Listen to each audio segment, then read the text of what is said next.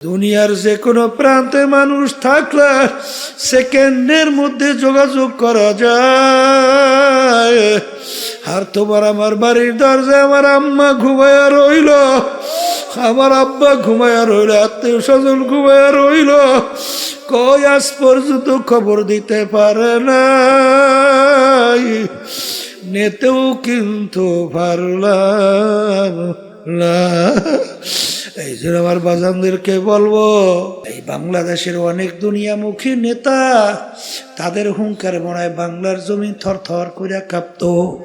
বাজান কোন আজকে যাই দেখো হাইকোর্টের মাজারের ভিতরে পইরা আছে একজন দিনদার আল্লাহওয়ালা নামাজি মানুষ, ওদের কবরের কাছে দিয়ে একটু সালামও দেয় না, বরঞ্চ বলছে বলে শয়তানটা মরছে ভালো হয়েছে। জোরে বলেন কথা ঠিক না বেঠে? এ দুনিয়াদার পাগল আমার বাবারা, এ পর্দার আড়ালের মা বোনেরা, কোন দুনিয়ার পিছনে পড়ছ?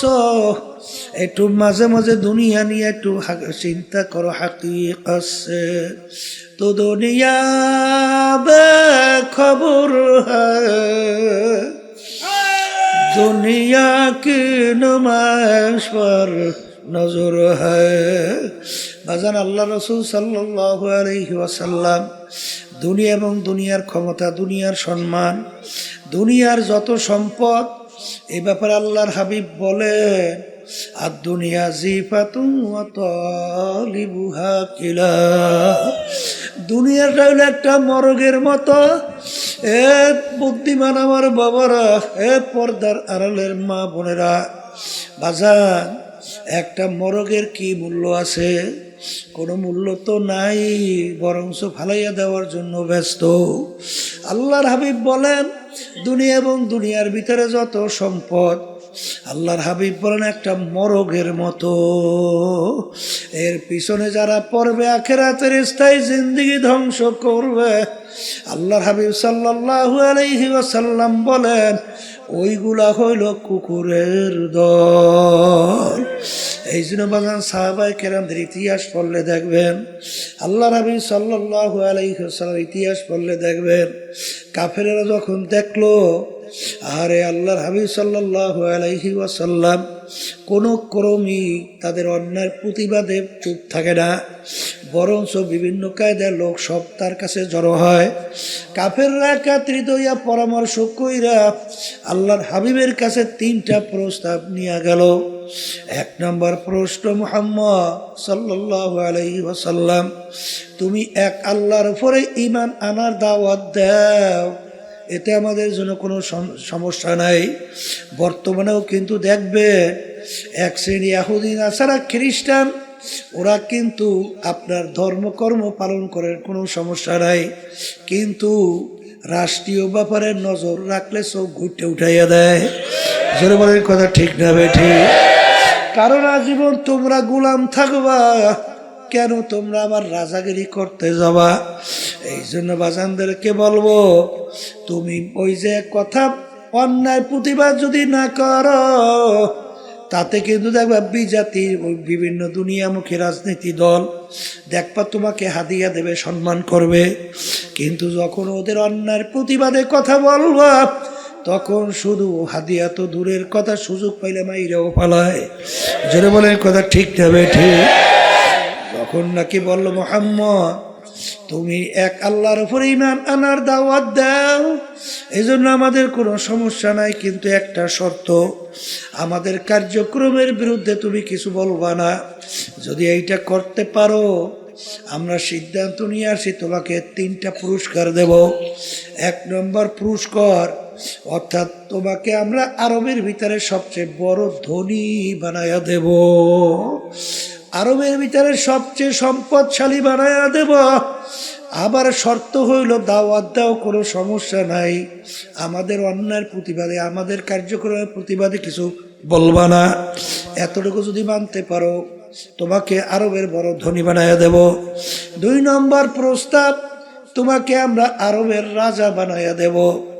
অর্থাৎ আজকে একটু মেম্বার চেয়ারম্যান হওয়ার জন্য, এমপি হওয়ার জন্য কতবার যে ইমান বিক্রি করে, কিন্তু আল্লাহর হাবিবকে প্রস্তাব দিল, তোমাকে আমরা আরবের নেতা বানায়া দেব। 3 নম্বর প্রশ্ন, আরবের সবচেয়ে সুন্দরী মেয়েটা তোমার জন্য বিবাহের ব্যবস্থা করব।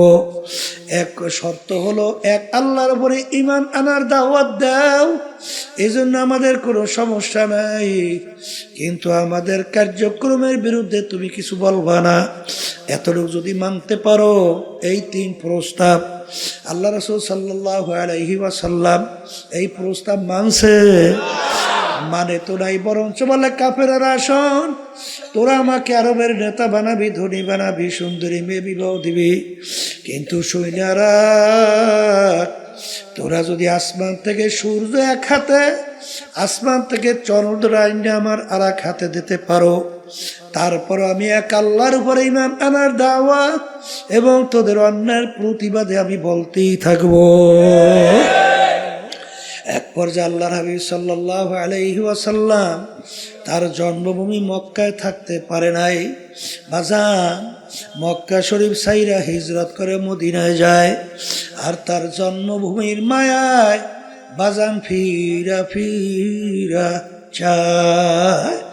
বর্তমানে এক শ্রেণীর আছে, খুব দরবেশ হইছে, খুব নামাজি, খুব তাসবিহ নিয়ে জিকির করে, কিন্তু অন্যায়ের প্রতিবাদে মান রাআ মিনকুম মুনকারান ফালিয়ুগাইয়িরহু বিয়াদিহি ফাইন লাম ইয়াস্তাতি' ফাবিলিসানিহি ফাইন লাম ইয়াস্তাতি' ফাবিকলবিহি ওয়া যালিকা আযআফুল ঈমান। আল্লাহ নবী সাল্লাল্লাহু আলাইহি ওয়াসাল্লাম বলেন, অন্যায়ের প্রতিবাদে তোমার যদি শক্তি থাকে, অন্যায়কে হাত দিয়ে ফিরাইয়া দাও। ওই পরিমাণ যদি শক্তি না থাকে, মুখ দিয়ে বইলে অন্যায়কে ফিরাও। ওই পরিমাণ যদি শক্তি না থাকে, মনে মনে পরিকল্পনা করতে থাকো কিভাবে অন্যায়কে ফিরানো যায়। এখানে কিন্তু অর্থ করে মনে মনে ঘৃণা করো, এটা সম্পূর্ণ একটা অযৌক্তিক ব্যাখ্যা। কারণ আগে বললাম ফিরাও, এখন মনে মনে ঘৃণা করো, এই শব্দটা কোথার থেকে আসলো? ফালিয়ুগাইয়িরহু বিয়াদিহি ফাইন লাম ইয়াস্তাতি' ফাবিলিসানিহি ফাইন লাম ইয়াস্তাতি' ফাবিকলবিহি ওয়া যালিকা আযআফুল ঈমান। ঈমানের সঙ্গে সম্পর্ক। বাজারে এক শ্রেণীর দরবেশ 24 ঘন্টা ইবাদতে লিপ্ত, তাহাজ্জুদে কামাই নাই। এই জন্য এক আল্লাহর ওলি বলেন, बुजुर्गी की नहीं हमको जरूरत, गुलाम अपना बना ले आए खुदाया। এ আমার মালিক, আমার বুজুর্গি দরবেশি লাগবে না, তুমি দয়া মায়া করে তুমি আমাকে তোমার গোলাম হিসাবে কবুল করে নাও। আল্লাহর হাবিবকে বললেন 3টা প্রস্তাব। আরবের বড় ধনী, বড় নেতা, বাজান সুন্দরী মেয়ে বিবাহ। আল্লাহর হাবিব তো মানলেন না, বরঞ্চ তার মক্কা জন্মভূমি ছাড়লেন, মদিনায় গেলেন। বাজান জন্মভূমির মায়ায় মক্কায় ফিরা ফিরা তাকাইলেন। ঠিক আমার বাজানদেরকে বলবো, আমরা যারা নায়েবে রাসূল দাবি করি, আল উলামা ওয়ারাসাতুল আম্বিয়া, নবী কিন্তু নাই, কোনোদিন আসবে না।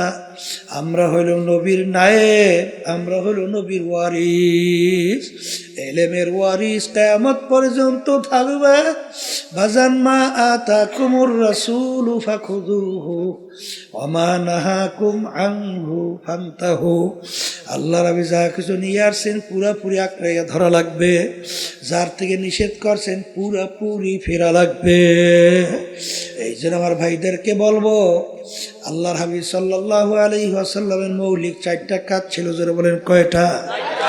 1 নম্বর মুখস্থ করেন দাওয়াত, 2 নম্বর মুখস্থ করেন তালিম, 3 নম্বর মুখস্থ করেন তাজকিয়া নফস, 4 নম্বরে জিহাদ। বাজান দাওয়াতও লাগবে, তালিমও লাগবে, তাজকিয়া নফসও লাগবে, জিহাদও লাগবে।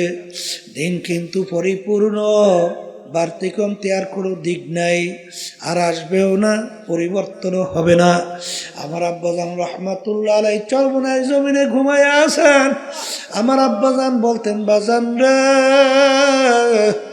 আমার মালিক বলছেন, ওয়ালা তামুতুন্না ইল্লা ওয়া আনতুম মুসলিমুন, খবরদার তোমরা মুসলমান না হইয়া কেউ মরিও না। মুসলমান কাকে বলে? বুয়াদ গরদান নেহাদান এনানে খোদ বাদস্তে খাজাদাদা। ঘোড়ার মুখে যখন লাগাম লাগাইয়া যখন লাগাম সাওয়ারি হাতে ছাড়ে, ঘোড়ার নিজের ব্যক্তিগত বুদ্ধি চালাকি আর চলবে না। সাওয়ারি যেভাবে চালায় ওইভাবে চলার নামই হইল লাগাম লাগানো। এ কবরের যাত্রীরা, হে পর্দার আড়ালের মা বোনেরা, আমরা মুসলমান কালিমা পড়ছি লা ইলাহা ইল্লাল্লাহু মুহাম্মাদুর রাসূলুল্লাহ, লা মাতলুবা ইল্লাল্লাহ, লা মাহবুবা ইল্লাল্লাহ, লা মাশুকা ইল্লাল্লাহ, লা ইলাহা ইল্লাল্লাহু মুহাম্মাদুর রাসূলুল্লাহ। हर तमन्ना दिल से रुखसत हो गई, हर तमन्ना दिल से रुखसत हो गई, अब तो आजा अब तो खिलवत आ गई। ए दुनियादार पागल, কলব থেকে গায়রুল্লাহকে ফালাও, লা মাকসুদা ইল্লাল্লাহ, লা মাহবুবা ইল্লাল্লাহ। লা বইলা যখন ডান দিকে মাথা ঘুরাও, বাজান আল্লাহু আকবার। কারি ইব্রাহিম সাহেব রহমাতুল্লাহ আলাইহি তিনি বলতেন, বাজান যখন লা বইলা মাথা ডানে ঘুরাও তখন খেয়াল করো কলব থেকে সমস্ত গায়রুল্লাহকে ফালাইয়া দিতেছি। নাই নাই নাই, আমার পীরগিরি নাই, আমার মুহাদ্দিসগিরি নাই, আমার মুফতিগিরি নাই, আমার মুহতামিমগিরি নাই, আমার ইমামগিরি নাই, আমার খতিবগিরি নাই, আমার মেম্বারগিরি নাই, আমার চেয়ারম্যানগিরি নাই, আমার জমিদারগিরি নাই, বংশের গরম নাই, টাকার গরম নাই, শিক্ষার গরম নাই, নাই নাই নাই নাই, আল্লাহ বাদে কেহ মাবুদ নাই। हर तमन्ना दिल से रुखसत हो गई, अब तो आजा अब तो खिलवत आ गई, फसाओ फतरा इदिन कशफल गुबारो, अफरसु तहता रजुलका महमारो। এ দুনিয়াদার পাগল আমার বাবারা, আজকে চক্ষু খোলা দুনিয়া আমি পরিচয় দেয় আমি কি, কেউ পরিচয় দেয় আমি চেয়ারম্যান, আমি মেম্বার, আমি এমপি মিনিস্টার, আমি অমুক তমুক সমুক, আমি টাকার ক্ষম, আমি অমুক অমুক, আরে আমি অমুক বংশের, আমি মাতুব্বার, আমি সর্দার, আমি অমুক। এই পরিচয় কয়দিন দুনিয়াতে চলবে? যে কয়দিন চক্ষু দুইটা দুনিয়ায় খোলা থাকবে সেই কয়দিন পরিচয় চলবে। যেদিন তোমার বাড়ির পাশের মসজিদের মাইকে ঘোষণা হইতে থাকবে, বাড়িওয়ালা নাই রে বাড়ি,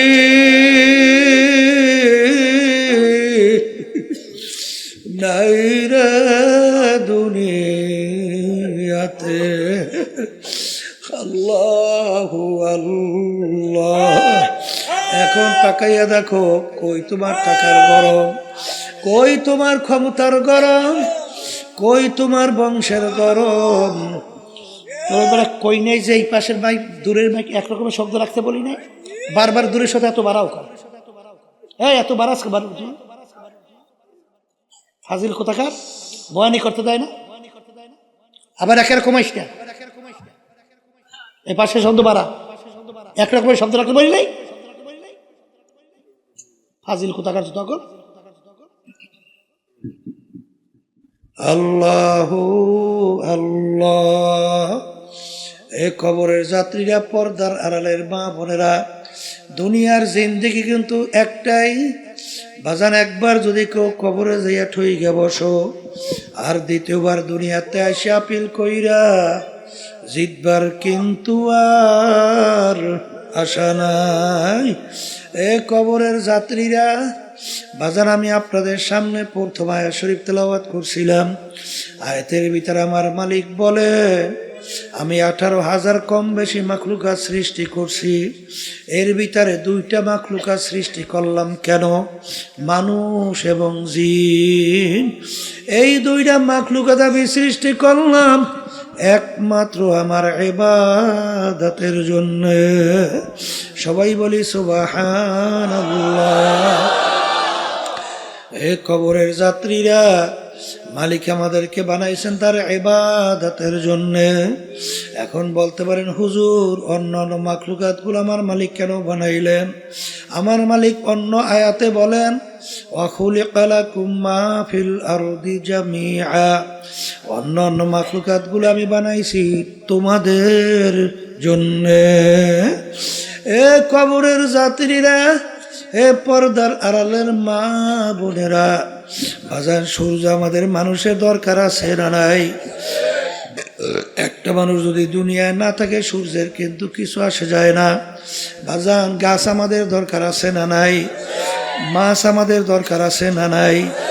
গরু আমাদের দরকার আছে না নাই? একটা মানুষ দুনিয়ায় না থাকলে গরুর কিন্তু কিছু আসে যায় না, মাছের কিন্তু কিছু আসে যায় না। সব বানাইলেন মালিক আমাদের জন্য, আমাদেরকে মালিক বানাইলেন তার ইবাদতের জন্য। বাজানে ইবাদত একটা আরবি শব্দ, বাংলা অর্থ হলো মালিকের হুকুম অনুযায়ী চলা। মালিকের হুকুম অনুযায়ী চলার নাম কি? এ আল্লাহর বান্দারা, পর্দা আলে মা বোনেরা, আমার মালিকের হুকুম প্রতিটা মানুষের ব্যক্তিগত জীবনে আছে না নাই? এ জোরে বলো, আছে না নাই? আমার মালিকের হুকুম প্রতিটা মানুষের বাজান পারিবারিক জীবনে আছে না নাই?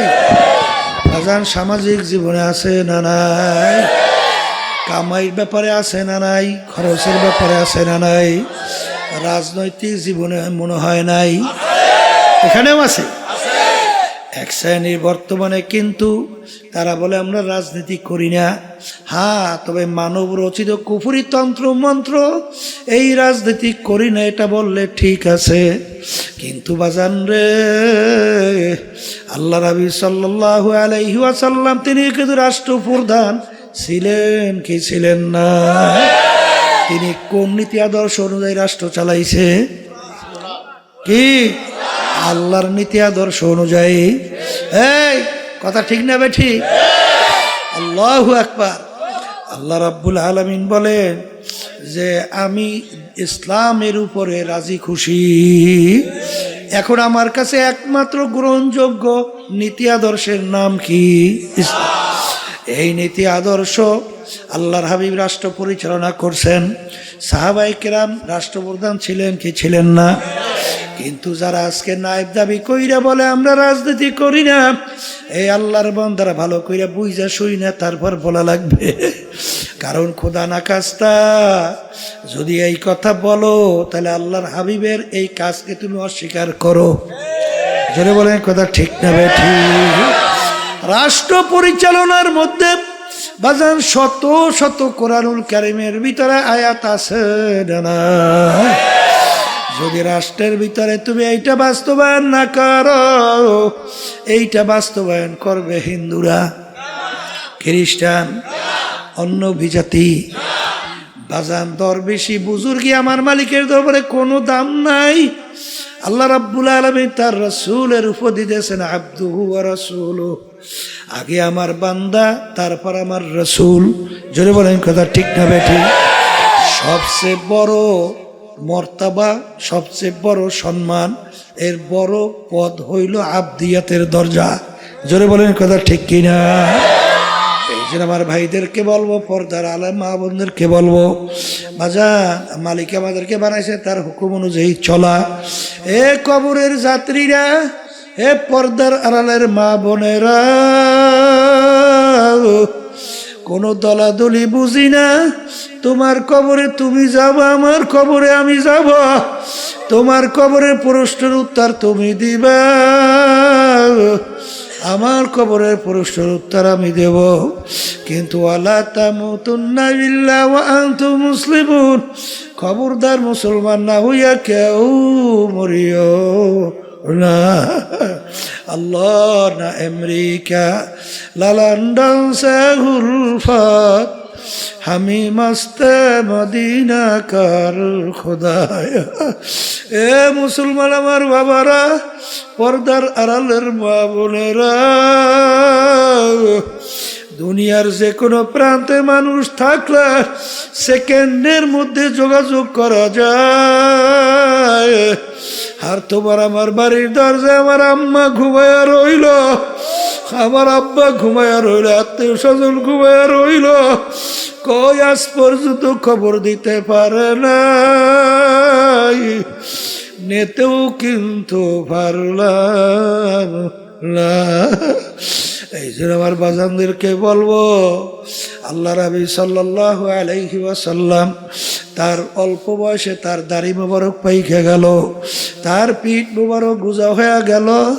সাহাবায়ে কেরাম বলে, আল্লাহর রাসূল এত অল্প বয়সে আপনার দাড়ি মোবারক কেন পাকলো, কেন আপনার পিঠ মোবারক গুজা হলো? আল্লাহ নবী বলেন, আমার সাহাবারা, আমি রাসূল যা দেখি তোমরা তো দেখো না, আমি রাসূল যা জানি তোমরা তো জানো না, আমি রাসূল যা শুনি তোমরা তো শোনো না। আরে যারা আমার উম্মতরা ঠিক মতো 5 ওয়াক্ত নামাজ পড়ে না, যারা আল্লাহর হুকুম রমজান মাসের রোজা রাখে না, যাদের উপরে হজ যাকাত ফরজ হওয়ার পরেও ঠিক মতো যাকাত দেয় না, আল্লাহর হুকুম পর্দা ফরজ ঠিক মতো পর্দা করে না, আরে সুন্নাত তরিকে চলে না, হারাম হালাল তমিজ কইরা খায় না, চলে না, তাদের ব্যাপারে আমার মালিক যে আযাবের ঘোষণা দিছে, যেই জাহান্নাম তৈরি করছে, ওই 1 সেকেন্ডের আযাব সহ্য করার শক্তি দুনিয়ার কোনো মানুষের না। আমার উম্মত কিভাবে জাহান্নামের আগুনের ভিতরে জ্বলবে, এই চিন্তায় চিন্তা আমি রাসূলের দাড়ি পাইখা গেল, আমি রাসূলের পিঠ গুজা হয়ে গেল। এ কবরের যাত্রীরা, আল্লাহর হাবিব কিন্তু তার নিজের চিন্তায় দাড়িও পাকে নাই, তার নিজের চিন্তায় পিঠ মোবারক গুজা হয় নাই। তোমার আমার চিন্তা আল্লাহর হাবিবের দাড়ি মোবারক পাইখা গেল, পিঠ মোবারক গুজা হয়ে গেল। আমার বাজানদেরকে বলবো, পর্দালে মা বোনদেরকে বলবো, কি যাতনা বিষে বুঝিবে সে কিসে, কি যাতনা বিষে বুঝিবে সে কিসে, কবু আসি বিষে ধ্বংসিনী যারে। বাজান তোমার আমার চেষ্টাও নাই, চিন্তাও নাই, এই জন্য চোখেও পানি নাই।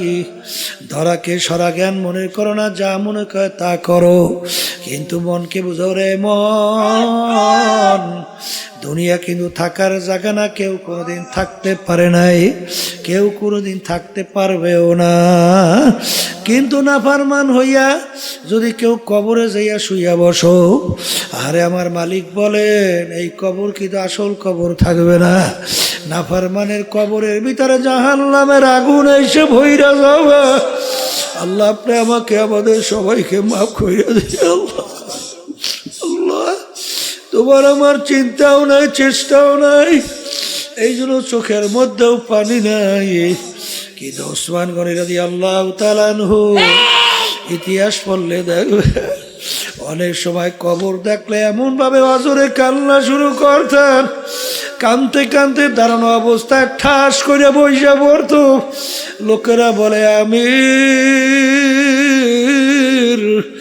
কবর দেখলে এরকম কেন, আমি অস্থির হইয়া।